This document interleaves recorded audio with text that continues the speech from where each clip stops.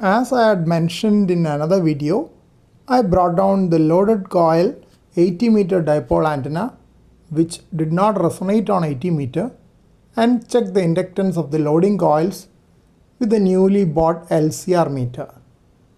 As expected, the inductance was low at about 62 microhenries, though it was a little more than the 52 microhenries I had calculated using an online calculator. After some brainstorming sessions with my friend VU2XTO set, I decided to add additional turns of enamel copper wire as a second layer over the existing coils. In between, I did a few experiments with the coil and the LCR meter out of curiosity.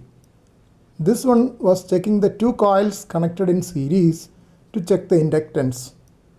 As expected, it showed an inductance of 133.4 microhenries. Next, I checked the inductance of the remaining coil of enamel copper wire and found that the inductance was 634 millihenries. After that, I added a layer of winding over the existing winding.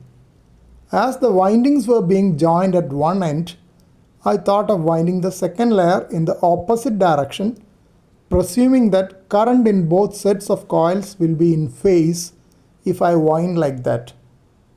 Scraped the enamel off from a part of the wire and checked inductance and found it to be 198.3 millihenries. Further checking was done after unwinding a few turns and scraping the enamel out in a new region. Inductance had come down to 143.8 millihenries. In the next step, I separated the turns a bit to increase the spacing between them and rechecked, and I got an inductance of 119.8 millihenries. Followed the same type of trial and error methods for the second loading coil and finally got an inductance of 122.1 millihenries.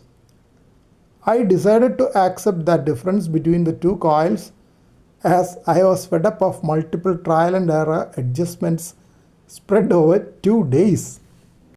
In between, I did another experiment to relearn what I had learned at school days. With the LCR meter connected, I introduced one limb of iron pliers inside the PVC former of the loading coil. You can see that the inductance increased gradually as the iron core was introduced, with maximum inductance of 173 millihenries when the core was fully in, only to return to baseline value when the core was withdrawn. Next step will be to put the loading coils back with the antenna wires, mount it and test it, possibly tomorrow morning.